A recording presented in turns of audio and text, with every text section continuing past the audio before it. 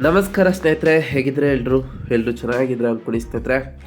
ಎಲ್ರಿಗೂ mister media YouTube ಚಾನಲ್ಗೆ ಸ್ವಾಗತ ಸುಸ್ವಾಗತ ಸ್ನೇಹಿತರೆ. 2026ರ ಈ ವರ್ಷದಲ್ಲಿ ಜನವರಿ ತಿಂಗಳಿನಲ್ಲಿ ಧನುಸ್ಸು ರಾಶಿಯವರ ಭವಿಷ್ಯ ಹೇಗಿರಲಿದೆ, ಜನವರಿ 10ರ ನಂತರ ನಿಮ್ಮ ಜೀವನದಲ್ಲಿ ಏನೆಲ್ಲ ಬದಲಾವಣೆಗಳನ್ನು ಕಂಡಿದ್ದೀರಿ, ಯಾವುದರಲ್ಲಿ ಅದೃಷ್ಟ ಬರಲಿದೆ, ಯಾವುದರಲ್ಲಿ ಬಹಳ ಎಚ್ಚರಿಕೆಯನ್ನು ವಹಿಸಬೇಕು, ನಿಮ್ಮ ಜೀವನದ ವಿವಿಧ ಅಂಶಗಳಾದಂತಹ ವೃತ್ತಿ, ಆರೋಗ್ಯ, ವೈವಾಹಿಕ ಜೀವನ, ಕೌಟುಂಬಿಕ ಜೀವನ, ವ್ಯವಹಾರ ಮತ್ತು ಶಿಕ್ಷಣಕ್ಕೆ ಸಂಬಂಧಪಟ್ಟಂತೆಯೇ ಈ ಗ್ರಹಗಳ ಸಂಚಾರದಿಂದ ಏನೆಲ್ಲ ಬದಲಾವಣೆಗಳನ್ನು ಕಾಣಲಿದ್ದೀರಿ ಎಂಬುದನ್ನು ಇದೇ ವಿಡಿಯೋದಲ್ಲಿ ತಿಳಿಸ್ಕೊಡ್ತಾ ಹೋಗ್ತಾನೆ ಸ್ನೇಹಿತರೆ.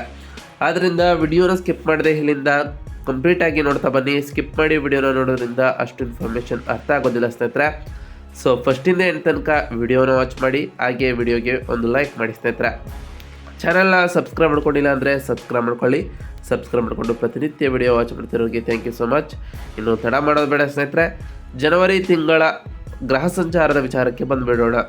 ಧನುಸ್ಸು ರಾಶಿಯ 1ನೇ ಮನೆಯಿಂದ ಮಕರ ರಾಶಿಯ 2ನೇ ಮನೆಗೆ ಜನವರಿ 14ರಂದು ಸೂರ್ಯನು ರಾಶಿ ಬದಲಾವಣೆಯನ್ನು ಮಾಡಿದರೆ, ಇನ್ನು ಶುಕ್ರನು ಧನುಸ್ಸು ರಾಶಿಯ 1ನೇ ಮನೆಯಿಂದ ಮಕರ ರಾಶಿಯ 2ನೇ ಮನೆಗೆ ಜನವರಿ 13ರಂದು ರಾಶಿ ಬದಲಾವಣೆಯನ್ನು ಮಾಡಲಿದ್ದಾರೆ. ಇನ್ನು ಮಂಗಳನು ಧನುಸ್ಸು ರಾಶಿಯ 1ನೇ ಮನೆಯಿಂದ ಮಕರ ರಾಶಿಯ 2ನೇ ಮನೆಗೆ ಜನವರಿ 16ರಂದು ಪ್ರವೇಶವನ್ನು ಮಾಡಲಿದ್ದಾರೆ. ಇನ್ನು ಬುಧ ಗ್ರಹದ ವಿಚಾರಕ್ಕೆ ಬರೋದಾದರೆ, ಧನುಸ್ಸು ರಾಶಿಯ 1ನೇ ಮನೆಯಿಂದ ಮಕರ ರಾಶಿಯ 2ನೇ ಮನೆಗೆ ಜನವರಿ 17ರಂದು ಬುಧನು ರಾಶಿ ಬದಲಾವಣೆಯನ್ನು ಮಾಡಿದರೆ, ಗುರು ಮಿಥುನ ರಾಶಿಯ 7ನೇ ಮನೆಯಲ್ಲಿ ಈ ತಿಂಗಳು ಪೂರ್ತಿ ಇರಲಿದ್ದಾರೆ. ಶನಿ ಮೀನ ರಾಶಿಯ 4ನೇ ಮನೆಯಲ್ಲಿ ಈ ತಿಂಗಳು ಪೂರ್ತಿ ಇದ್ದರೆ, ರಾಹು ಕುಂಭ ರಾಶಿಯ 3ನೇ ಮನೆಯಲ್ಲಿ, ಕೇತು ಸಿಂಹ ರಾಶಿಯ 9ನೇ ಮನೆಯಲ್ಲಿ ಇದ್ದಾರೆ ಸ್ನೇಹಿತರೆ. ಒಟ್ಟಾರೆಯಾಗಿ ಈ ಧನುಸ್ಸು ರಾಶಿಯವರಿಗೆ ಈ ಜನವರಿ ತಿಂಗಳು ವೈಯಕ್ತಿಕ ಗಮನದೊಂದಿಗೆ ಪ್ರಾರಂಭವಾಗ್ತಾ ಬಂದರೆ ನಿಮ್ಮ ಗುರಿಗಳು ಮತ್ತು ನಿಮ್ಮ ಇಮೇಜ್, ನೀವು ಚಲಿಸಲು ಬಯಸುವ ದಿಕ್ಕಿನ ಬಗ್ಗೆ ಹೆಚ್ಚು ಅರಿವನ್ನು ಹೊಂದಿರಬಹುದು ಆಗಿದೆ ಸ್ನೇಹಿತರೆ. ನಿಮ್ಮಲ್ಲಿ ಕೆಲವರು ದಿನಚರಿಯನ್ನು ಮರುಹೊಂದಿಸಲು, ವೈಯಕ್ತಿಕ ನಿರ್ಧಾರಗಳನ್ನು ತೆಗೆದುಕೊಳ್ಳಲು ಅಥವಾ ಹೆಚ್ಚು ಆತ್ಮವಿಶ್ವಾಸದಿಂದ ಮುನ್ನಡೆಸಲು ಪ್ರೇರೇಪಿಸಲ್ಪಡ್ತಾ ಹೋಗ್ತೀರಿ ಅಂತಲೇ ಹೇಳ್ಬೋದು. ಮೊದಲ ವಾರದಲ್ಲಿಯೇ ನಿಮ್ಮ ರಾಶಿಯಲ್ಲಿರುವಂತಹ ಗ್ರಹಗಳು ಶಕ್ತಿ ಮತ್ತು ಗೋಚರತೆಯನ್ನು ತರಲಿದೆ, ಆದರೆ ಚಡಪಟಿಕೆಯನ್ನು ಸಹ ಉಂಟು ಮಾಡಬಹುದು. ಫಲಿತಾಂಶಗಳು ತ್ವರಿತವಾಗಿ ಬೇಕು ಎಂದು ನೀವು ಕೆಲವೊಮ್ಮೆ ತಾಳ್ಮೆ ಇಲ್ಲದೆ ಇರಬಹುದು. ಜನವರಿ ಮಧ್ಯದ ನಂತರ ನೀವು ಗಮನವು ನಿಧಾನವಾಗಿ ಹಣ, ಉಳಿತಾಯ, ಕೌಟುಂಬಿಕ ಜವಾಬ್ದಾರಿಗಳು ಮತ್ತು ಪ್ರಾಯೋಗಿಕ ಸ್ಥಿರತೆಯತ್ತ ಬದಲಾಗ್ತಾ ಹೋಗ್ತದೆ. ನೀವು ಆರ್ಥಿಕ ಯೋಜನೆ ಮತ್ತು ದೀರ್ಘಕಾಲೀನ ಭದ್ರತೆಯ ಬಗ್ಗೆ ಹೆಚ್ಚು ಗಂಭೀರವಾಗಿ ಯೋಚಿಸಲು ಪ್ರಾರಂಭಿಸಬಹುದು ಸ್ನೇಹಿತರೆ. ಈ ತಿಂಗಳು ಬಲವಾಗಿ ಪ್ರಾರಂಭಿಸಿ ಮತ್ತು ಬುದ್ಧಿವಂತಿಕೆಯಿಂದ ಕೊನೆಗೊಳಿಸುವ ಬಗ್ಗೆ ಯೋಚನೆಯನ್ನು ಮಾಡ್ತಾ ಬನ್ನಿ. ಅದರಲ್ಲೂ ಈ ಜನವರಿ 10ರ ನಂತರ ವೃತ್ತಿ ಮತ್ತು ಉದ್ಯೋಗದಲ್ಲಿ ಏನೆಲ್ಲ ಬದಲಾವಣೆಯನ್ನು ನೋಡಲಿದ್ದೀರಿ ಅಂತ ನೋಡ್ತಾ ಬರೋದಾದರೆ, ತಿಂಗಳ ಮೊದಲ ವಾರದಲ್ಲಿಯೇ ನಿಮ್ಮನ್ನು ಸ್ಪಾಟ್ ನೈಟ್ನಲ್ಲಿ ಇರಿಸುತ್ತದೆ ಸ್ನೇಹಿತರೆ. ಕೆಲಸದ ಸ್ಥಳದಲ್ಲಿ ನಿಮ್ಮ ಗಮನ ಹೆಚ್ಚಾಗ್ತಾ ಹೋಗ್ತದೆ. ಜನರ ನಿರ್ಧಾರಗಳು ಮತ್ತು ನಾಯಕತ್ವಕ್ಕಾಗಿ ನಿಮ್ಮನ್ನು ನೋಡ್ಬೋದು. ನಿಮ್ಮಲ್ಲಿ ಕೆಲವರು ಸ್ವಾಭಾವಿಕವಾಗಿ ಮುಂದಾಳತ್ವವನ್ನು ಕೂಡ ವಹಿಸ್ಬೋದು ಸ್ನೇಹಿತರೆ. ಆದರೆ ಇತರರ ನಿರೀಕ್ಷೆಗಳು ಹೆಚ್ಚಿರೋದ್ರಿಂದ ಒತ್ತಡವನ್ನು ಕೂಡ ನೀವು ಅನುಭವಿಸ್ಬೋದು. ಕೆಲಸದಲ್ಲಿ ಈ ರೀತಿಯ ಒತ್ತಡ ಸಹಜ. ನಿಮ್ಮ ರಾಶಿಯಲ್ಲಿರುವಂತಹ ಕುಜ ಆರಂಭದಲ್ಲಿ ಧೈರ್ಯ ಮತ್ತು ವೇಗವನ್ನು ಕೂಡ ನಿಮಗೆ ನೀಡಲಿದ್ದಾರೆ, ಆದರೆ ನಿಮ್ಮನ್ನು ಪ್ರತಿಕ್ರಿಯಾತ್ಮಕವನ್ನಾಗಿ ಕೂಡ ಮಾಡ್ಬೋದು. ಇದು ಯಾರಾದರೂ ಸವಾಲನ್ನು ಹಾಕಿದರೆ ಉತ್ತರಿಸುವ ಮೊದಲು ನಿಲ್ಲಿಸಿ ಸ್ನೇಹಿತರೆ. ನಿಮ್ಮ ಆತ್ಮವಿಶ್ವಾಸ ಬಲವಾಗಿದೆ, ಆದರೆ ಶಾಂತ ಪ್ರತಿಕ್ರಿಯೆಗಳು ಉತ್ತಮವಾದ ಫಲಿತಾಂಶಗಳನ್ನು ನಿಮಗೆ ತರಲಿದೆ. ಜನವರಿ 14ರಿಂದ 17ರ ನಂತರ ಗಮನವು 2ನೇ ಮನೆಗೆ ಅಂದರೆ ಧನದ ಸ್ಥಾನಕ್ಕೆ ಬದಲಾಗ್ತದೆ. ಸಂಬಳ, ಪ್ರೋತ್ಸಾಹಧನ, ಸಂಪನ್ಮೂಲಗಳು ಅಥವಾ ಕೆಲಸದ ಪಾತ್ರದ ಸ್ಪಷ್ಟತೆಗೆ ಸಂಬಂಧಪಟ್ಟಂತಹ ಚರ್ಚೆಗಳು ಕೂಡ ಬರಬಹುದು. ನೀವು ಎಷ್ಟು ಕೊಡುತ್ತಿದ್ದೀರಿ ಮತ್ತು ಪ್ರತಿಯಾಗಿ ನೀವು ಏನನ್ನು ಪಡೆಯುತ್ತಿದ್ದೀರಿ ಎಂಬುದರ ಕುರಿತು ನೀವು ಗಂಭೀರವಾಗಿ ಯೋಚಿಸಲು ಪ್ರಾರಂಭಿಸಬೇಕು ಸ್ನೇಹಿತರೆ. 7ನೇ ಮನೆಯಲ್ಲಿರುವಂತಹ ಗುರು ಸಹಕಾರವನ್ನು ನಿಮಗೆ ಬೆಂಬಲಿಸಲಿದ್ದಾರೆ. ಒಬ್ಬರೇ ಕೆಲಸ ಮಾಡುವುದಕ್ಕಿಂತ ಇತರರೊಂದಿಗೆ ಕೆಲಸ ಮಾಡುವುದು, ಸಲಹೆ ಪಡೆಯುವುದು ಅಥವಾ ಸಹಯೋಗ ಮಾಡುವುದು ಉತ್ತಮವಾದ ಫಲಿತಾಂಶಗಳನ್ನು ಈ ರಾಶಿಯವರಿಗೆ ನೀಡಲಿದೆ. ಆತ್ಮವಿಶ್ವಾಸದಿಂದ ಮುನ್ನಡೆಸ್ತಾ ಹೋಗಿ, ಆದರೆ ನಿರ್ಧರಿಸುವ ಮೊದಲು ಆಲಿಸಿ ಸ್ನೇಹಿತರೆ. ಇನ್ನು ಹಣಕಾಸಿನ ವಿಚಾರದ ಬಗ್ಗೆ ಮಾತನಾಡ್ತಾ ಬರೋದಾದರೆ, ಹಣಕಾಸಿನ ವಿಚಾರದಲ್ಲೂ ತಿಂಗಳ ಮಧ್ಯದ ನಂತರ ಹಣವು ಪ್ರಮುಖವಾದ ವಿಷಯವಾಗ್ತಾ ಹೋಗ್ತದೆ. ನೀವು ಆದಾಯ, ಖರ್ಚು ಮತ್ತು ಭವಿಷ್ಯದ ಉಳಿತಾಯದ ಯೋಜನೆಗಳನ್ನು ಪರಿಶೀಲಿಸಲು ಪ್ರಾರಂಭಿಸಬಹುದು. ನಿಮ್ಮಲ್ಲಿ ಕೆಲವರು ಆದಾಯವನ್ನು ಹೆಚ್ಚಿಸುವ ಅಥವಾ ಅನಗತ್ಯ ಖರ್ಚುಗಳನ್ನು ನಿಯಂತ್ರಿಸುವ ಬಗ್ಗೆ ಬಹಳಷ್ಟು ಯೋಚನೆಯನ್ನು ಮಾಡಬೇಕು. ಶುಕ್ರ ಮತ್ತು ಬುಧ 2ನೇ ಮನೆಗೆ ಪ್ರವೇಶಿಸುವುದು ಆರ್ಥಿಕ ಚರ್ಚೆಗಳು ಮತ್ತು ಯೋಜನೆಗಳನ್ನು ಬೆಂಬಲಿಸಲಿದೆ. ಹಣದ ವಿಷಯಗಳ ಬಗ್ಗೆ ಭಾವನಾತ್ಮಕವಾಗಿರುವುದಕ್ಕಿಂತ ಶಾಂತಿಯಾಗಿ ಮಾತನಾಡಲು ಇದು ಉತ್ತಮವಾದಂತಹ ಸಮಯವಾಗಿರಲಿದೆ. 4ನೇ ಮನೆಯಲ್ಲಿರುವಂತಹ ಶನಿ ಮನೆ, ಆಸ್ತಿ ರಿಪೇರಿ ಅಥವಾ ಕೌಟುಂಬಿಕ ಜವಾಬ್ದಾರಿಗಳಿಗೆ ಖರ್ಚು ಮಾಡುವುದನ್ನು ಸೂಚಿಸಲಿದ್ದಾರೆ. ಈ ಖರ್ಚುಗಳು ಅವಶ್ಯಕ, ಆದರೆ ಬಜೆಟ್ ಕೂಡ ಅಗತ್ಯವಿರುತ್ತದೆ ಸ್ನೇಹಿತರೆ. ಮೊದಲು ಸ್ಥಿರತೆಯನ್ನು ನಿರ್ಮಿಸಿಕೊಳ್ಳಿ, ಅದಾದ ನಂತರ ವಿಸ್ತರಣೆಯ ಬಗ್ಗೆ ಯೋಚನೆಯನ್ನು ಮಾಡಿ ಸ್ನೇಹಿತರೆ. ಇನ್ನು ಕುಟುಂಬ ಮತ್ತು ಸಂಬಂಧಗಳ ವಿಚಾರಕ್ಕೆ ಬರೋದಾದರೆ ಈ ತಿಂಗಳು ಸಂಬಂಧಗಳು ಪ್ರಮುಖವಾದ ಪಾತ್ರಗಳನ್ನು ವಹಿಸ್ತದೆ ಅಂತಲೇ ಹೇಳ್ಬೋದು. 7ನೇ ಮನೆಯಲ್ಲಿರುವಂತಹ ಗುರು ಪಾಲುದಾರಿಕೆಗಳು, ವಿವಾಹ ಮತ್ತು ಪ್ರಮುಖ ವೈಯಕ್ತಿಕ ಸಂಪರ್ಕಗಳ ಮೇಲೆ ಕೇಂದ್ರೀಕರಿಸಲಿದ್ದಾರೆ. ನೀವು ಅರ್ಥ ಮಾಡಿಕೊಳ್ಳುವಿಕೆ, ನ್ಯಾಯಸಮ್ಮತತೆ ಮತ್ತು ಪರಸ್ಪರ ಗೌರವವನ್ನು ಬಯಸ್ಬೋದು. ಮೊದಲ ವಾರದಲ್ಲಿ ನೀವು ಹೆಚ್ಚು ಸ್ವಯಂ ಕೇಂದ್ರಿತವಾಗಿ ಕಾಣಿಸ್ಬೋದು. ಇದು ಇತರರನ್ನು ನಿರ್ಲಕ್ಷಿಸಲ್ಪಟ್ಟಂತೆ ಭಾವಿಸುವಂತೆ ಮಾಡ್ಬೋದು. ಇದರ ಬಗ್ಗೆ ಪ್ರಜ್ಞೆ ಇರುವುದು ತಪ್ಪು ಗ್ರಹಿಕೆಯನ್ನು ತಪ್ಪಿಸಲು ಸಹಾಯವನ್ನು ಮಾಡಲಿದೆ. ಮಧ್ಯದ ನಂತರ ಕೌಟುಂಬಿಕ ಸಂವಹನಗಳು ಹೆಚ್ಚು ಅರ್ಥಪೂರ್ಣವಾಗ್ತವೆ. ನೀವು ಕೌಟುಂಬಿಕ ವಿಷಯಗಳು ಅಥವಾ ಹಣಕಾಸಿನ ಜವಾಬ್ದಾರಿಯನ್ನು ಕೂಡ ತೆಗೆದುಕೊಳ್ಬೋದು. 4ನೇ ಮನೆಯಲ್ಲಿರುವಂತಹ ಶನಿ ಕೆಲವೊಮ್ಮೆ ಭಾವನೆಗಳನ್ನು ಭಾರವಾಗಿಸ್ಬೋದು, ವಿಶೇಷವಾಗಿ ಮನೆ ಅಥವಾ ಪೋಷಕರಿಗೆ ಸಂಬಂಧಪಟ್ಟಂತೆಯೇ. ವೈಯಕ್ತಿಕ ಅಗತ್ಯಗಳನ್ನು ಸಂಬಂಧದ ಜವಾಬ್ದಾರಿಗಳೊಂದಿಗೆ ಸಮತೋಲನಗೊಳಿಸಿ. ಇದು ಸಾಕಷ್ಟು ಬದಲಾವಣೆಗಳನ್ನು ನಿಮ್ಮ ಜೀವನದಲ್ಲಿ ತರಲಿದೆ.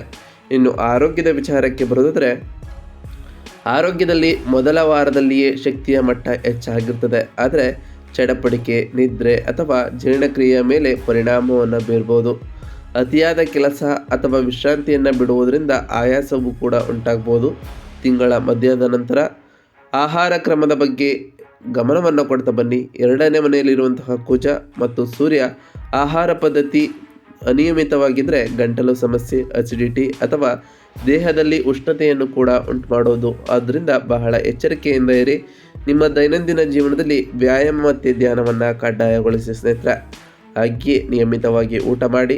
ಸರಿಯಾದ ವಿಶ್ರಾಂತಿ ನಿಮ್ಮ ಶಕ್ತಿಯನ್ನು ಕೂಡ ಸ್ಥಿರಗೊಳಿಸ್ತದೆ ಅಂತಲೇ ಹೇಳ್ಬೋದು. ಇನ್ನು ವ್ಯಾಪಾರ ಮತ್ತು ವ್ಯವಹಾರದ ವಿಚಾರಕ್ಕೆ ಬರೋದಾದರೆ ವ್ಯಾಪಾರಿ ಮಾಲೀಕರು ಮೊದಲಾರ್ಧದಲ್ಲಿ ಆತ್ಮವಿಶ್ವಾಸ ಮತ್ತು ಚುರುಕುತನವನ್ನು ಅನುಭವಿಸ್ಬೋದು.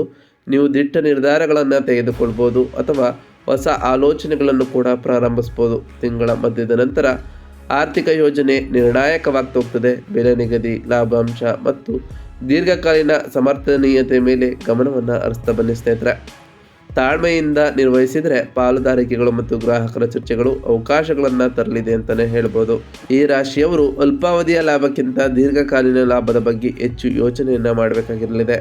ಇನ್ನು ವಿದ್ಯಾರ್ಥಿಗಳ ವಿಚಾರಕ್ಕೆ ಬರೋದಾದರೆ ವಿದ್ಯಾರ್ಥಿಗಳು ಪ್ರೇರೇಪಿತರಾಗಿದ್ದರೂ ಮೊದಲ ವಾರದಲ್ಲಿ ಸ್ವಲ್ಪ ಏಕಾಗ್ರತೆಯನ್ನು ಕಳೆದುಕೊಳ್ಬೋದು. ಶಕ್ತಿ ಹೆಚ್ಚಿರ್ತದೆ, ಆದರೆ ಗಮನಕ್ಕೆ ನಿರ್ದೇಶನ ಬೇಕೇ ಆಗಿರ್ತದೆ ಸ್ನೇಹಿತರೆ. ಮಧ್ಯದ ನಂತರ ಏಕಾಗ್ರತೆ ಸುಧಾರಿಸಲಿದ್ದು ಅಧ್ಯಯನವು ಹೆಚ್ಚು ಸಕಾರಾತ್ಮಕವಾಗ್ತಾ ಹೋಗ್ತದೆ.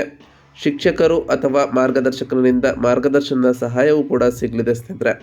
ಅದರಲ್ಲೂ ಹೊಸ ಹೊಸ ಕೌಶಲ್ಯಗಳನ್ನು ಕಲಿಬೇಕು ಅಂದ್ಕೊಂಡಿರೋರ್ಗೂ ಈ ತಿಂಗಳು ಬಹಳ ಒಳಿತಾಗಿರಲಿದೆ. ಉತ್ಸಾಹವನ್ನು ಶಿಸ್ತಿನ ಅಧ್ಯಯನದ ಕಡೆ ತಿರುಗಿಸಿದರೆ ಉತ್ತಮವಾದ ಫಲಿತಾಂಶಗಳನ್ನು ಕೂಡ ನೀವು ಕಾಣ್ಬೋದಾಗಿದೆ ಸ್ನೇಹಿತರೆ. ಇನ್ನು ಈ ರಾಶಿಯವರು ಗಮನಿಸಬೇಕಾದಂತಹ ಪ್ರಮುಖ ದಿನಾಂಕಗಳು ಯಾವುವು ಅಂದರೆ ಜನವರಿ 13 ಶುಕ್ರನು 2ನೇ ಮನೆಗೆ ಪ್ರವೇಶವನ್ನು ಮಾಡುವ ಕಾರಣ ಹಣ ಮತ್ತು ಕೌಟುಂಬಿಕ ಸಾಮರಸ್ಯದತ್ತ ಹೆಚ್ಚಿನ ಗಮನವನ್ನು ಕೊಡಬೇಕು. ಜನವರಿ 14ರಂದು ಸೂರ್ಯ 2ನೇ ಮನೆಗೆ ಪ್ರವೇಶವನ್ನು ಮಾಡುವ ಕಾರಣ ಆರ್ಥಿಕ ಸ್ಥಿರತೆಯತ್ತ ಬದಲಾಗ್ತಾ ಹೋಗ್ತದೆ, ಅದರಿಂದ ನಿಮ್ಮ ಗಮನ ಅದರ ಮೇಲೆ ಇರಬೇಕು. ಜನವರಿ 16ರಂದು ಕುಜ 2ನೇ ಮನೆಗೆ ಹೋಗುವ ಕಾರಣ ಮಾತು ಮತ್ತು ಖರ್ಚುಗಳನ್ನು ನಿಯಂತ್ರಿಸಬೇಕಾಗಿರ್ತದೆ ಸ್ನೇಹಿತರೆ. ಜನವರಿ 17ರಂದು ಬುಧ 2ನೇ ಮನೆಗೆ ಹೋಗುವ ಕಾರಣ ಆರ್ಥಿಕ ಯೋಜನೆಗಳು ಮತ್ತು ಚರ್ಚೆಗಳು ಇದರಿಂದ ಸುಧಾರಿಸ್ತಾ ಬರ್ತದೆ ಸ್ನೇಹಿತರೆ. ಒಟ್ಟಾರೆಯಾಗಿ ಈ ರಾಶಿ ಬದಲಾವಣೆಯಿಂದ ಸಾಕಷ್ಟು ಬದಲಾವಣೆಗಳನ್ನು ನಿಮ್ಮ ಜೀವನದಲ್ಲಿ ಕಾಣ್ತಾ ಬರ್ತದೆ ಈ ತಿಂಗಳಿನಲ್ಲಿ. ಈ ರಾಶಿಯವರು ಗ್ರಹಗಳ ಶುಭ ಫಲಿತಾಂಶಗಳಿಗಾಗಿ ಮತ್ತು ಇರುವಂತಹ ಸಮಸ್ಯೆಗಳಿಗೆ ಪರಿಹಾರವಾಗಿ ಏನೆಲ್ಲ ಪರಿಹಾರ ಮಾಡಿದ್ರೆ ಒಳ್ಳೆಯದು ಅಂತ ಈಗ ಒಂದೊಂದಾಗಿ ತಿಳಿಸ್ಕೊಡ್ತಾ ಹೋಗ್ತೇನೆ. ಗಮನವಿಟ್ಟು ನೋಡ್ತಾ ಬನ್ನಿ ಸ್ನೇಹಿತರೆ. ಮೊದಲನೇದಾಗಿ ಮಾರ್ಗದರ್ಶನ ಮತ್ತು ಸಮತೋಲನಕ್ಕಾಗಿ ಪ್ರತಿದಿನ ಓಂ ಗುರುಭ್ಯೋ ನಮಃ ಎಂಬ ಮಂತ್ರವನ್ನು ಜಪಿಸಿ. ಗುರುವಾರದಂದು ಹಳದಿ ಬಣ್ಣದ ಆಹಾರವನ್ನು ದಾನ ಮಾಡಿ ಮತ್ತು ಶಿಕ್ಷಕರ ಮತ್ತು ಮಾರ್ಗದರ್ಶಕರಿಗೆ ಸಹಾಯವನ್ನು ಮಾಡಿ ಸ್ನೇಹಿತರೆ. ಪ್ರತಿ ಶನಿವಾರದಂದು ಓಂ ಶಂ ಶನೈಶ್ವರಾಯ ನಮಃ ಎಂಬ ಮಂತ್ರವನ್ನು ಜಪಿಸಿ. ಹಾಗೆ ಆ ಶನಿದೇವರಿಗೆ ಪ್ರಿಯವಾಗಿರುವಂತಹ ಕಪ್ಪು ಎಳ್ಳಿನ ಬತ್ತಿಯನ್ನು ಶನಿದೇವರ ದೇವಸ್ಥಾನದಲ್ಲಿ ಹಚ್ಚೋದ್ರಿಂದ ಆ ಶನಿದೇವರ ಸಕಾರಾತ್ಮಕ ಪ್ರಭಾವಕ್ಕೆ ನೀವು ಒಳಗಾಗಬಹುದಾಗಿದೆ ಸ್ನೇಹಿತರೆ. ಪ್ರತಿ ಶುಕ್ರವಾರದಂದು ತಾಯಿ ಜಗನ್ಮಾತೆಯಾದಂತಹ ಲಕ್ಷ್ಮೀದೇವಿಗೆ ಪೂಜೆಯನ್ನು ಸಲ್ಲಿಸಿ. ಲಕ್ಷ್ಮೀದೇವಿಗೆ ಪ್ರಿಯವಾಗಿರುವಂತಹ ಬಿಳಿ ಹೂಗಳನ್ನು ಅರ್ಪಿಸಿ ಪೂಜೆಯನ್ನು ಸಲ್ಲಿಸೋದ್ರಿಂದ ಆ ಲಕ್ಷ್ಮೀದೇವಿಯ ಕೃಪೆಗೂ ಕೂಡ ನೀವು ಪಾತ್ರರಾಗಬಹುದಾಗಿದೆ. ಇದಲ್ಲದೆ ನಿಮ್ಮ ಮನೆಯಲ್ಲಿ ಸುಖ ಸಮೃದ್ಧಿಯ ಜೊತೆಗೆ ಸಂಪತ್ತು ಕೂಡ ಹೆಚ್ಚಾಗಲಿದೆ ಸ್ನೇಹಿತರೆ. ವಿಶೇಷವಾಗಿ ಕೌಟುಂಬಿಕ ವಿಷಯಗಳಲ್ಲಿ ಶಾಂತವಾದ ಮಾತನ್ನು ಅಭ್ಯಾಸ ಮಾಡ್ಕೊಳ್ತಾ ಬನ್ನಿ. ಪ್ರತಿದಿನ ಕೆಲವು ನಿಮಿಷ ಧ್ಯಾನ ಮತ್ತು ಮೌನವನ್ನು ಕಳೆಯಿರಿ ಸ್ನೇಹಿತರೆ. ಹಿರಿಯರನ್ನು ಗೌರವಿಸಿ ಮತ್ತು ಅವರ ಆಶೀರ್ವಾದವನ್ನು ಪಡೆದುಕೊಳ್ಳಿ. ನಾವು ತಿಳಿಸ್ಕೊಟ್ಟಿರುವಂತಹ ಈ ಎಲ್ಲ ಸರಳ ಪರಿಹಾರಗಳನ್ನು ಈ ರಾಶಿಯವರು ಮಾಡಿದ್ದೇ ಆದರೆ ನಿಮ್ಮ ಜೀವನದಲ್ಲಿ ಸಾಕಷ್ಟು ಬದಲಾವಣೆಗಳನ್ನು ಕಾಣ್ತಾ ಬರ್ತೀರಿ. ನೀವು ಅಂದುಕೊಂಡಿರುವಂತಹ ಕಾರ್ಯಗಳು ಕೂಡ ಯಾವುದೇ ಅಡೆತಡೆ ಇಲ್ಲದೆ ನೆರವೇರ್ತಾ ಬರ್ತದೆ ಸ್ನೇಹಿತರೆ. ಇದಾಗಿತ್ತು ಇವತ್ತಿನ ಒಂದು ವಿಡಿಯೋ ಸ್ನೇಹಿತರೆ. ಈ ವಿಡಿಯೋ ಇಷ್ಟ ಆಗಿತ್ತು ಅಂದರೆ ವಿಡಿಯೋಗೆ ಒಂದು ಲೈಕ್ ಮಾಡಿ, ಚಾನಲ್ನ ಸಬ್ಸ್ಕ್ರೈಬ್ ಮಾಡ್ಕೊಂಡಿಲ್ಲ ಅಂದರೆ ಸಬ್ಸ್ಕ್ರೈಬ್ ಮಾಡ್ಕೊಳ್ಳಿ. ಸಬ್ಸ್ಕ್ರೈಬ್ ಮಾಡಿಕೊಂಡು ಪ್ರತಿನಿತ್ಯ ವಿಡಿಯೋನ ವಾಚ್ ಮಾಡ್ತಿರೋರಿಗೆ ಥ್ಯಾಂಕ್ ಯು. ಹಾಗೆ ಕಮೆಂಟ್ನಲ್ಲಿ ಓಂ ಶನೈಶ್ವರಾಯ ನಮಃ, ಓಂ ಗುರುಭ್ಯೋ ನಮಃ, ಓಂ ಲಕ್ಷ್ಮೀನಾರಾಯಣಾಯ ನಮಃ ಎಂದು ಕಮೆಂಟ್ ಮಾಡಿ ಸ್ನೇಹಿತರೆ. ಆ ಶನಿದೇವರು, ಮಂಗಳದೇವ, ಗುರುದೇವ, ಲಕ್ಷ್ಮೀನಾರಾಯಣ ನಿಮಗೆ ಆಯುಷ್ಯ ಆರೋಗ್ಯ ಸಮೃದ್ಧಿಗಳನ್ನು ಕೊಟ್ಟು ಕಾಪಾಡಲಿ ಅಂತ ದೇವರಲ್ಲಿ ಕೇಳ್ಕೊಳ್ತಾ ಇವತ್ತಿನ ಒಂದು ವಿಡಿಯೋನ ಮುಗಿಸ್ತಿದ್ದೀನಿ ಸ್ನೇಹಿತರೆ. ಹಾಗೆ ವಿಡಿಯೋನ ಎಲ್ಲರಿಗೂ ಶೇರ್ ಮಾಡಿ, ಇದರಿಂದ ಅವರು ಕೂಡ ಅವರವರ ರಾಶಿ ಬಗ್ಗೆ ತಿಳ್ಕೊಳ್ಳೋಕ್ಕೆ ಸಹಾಯವಾಗ್ತದೆ ಅಂತ ಹೇಳ್ತಾ ಸಿಗ್ತೀನಿ ಮತ್ತೊಂದು ವಿಡಿಯೋದೊಂದಿಗೆ. Thank you for watching.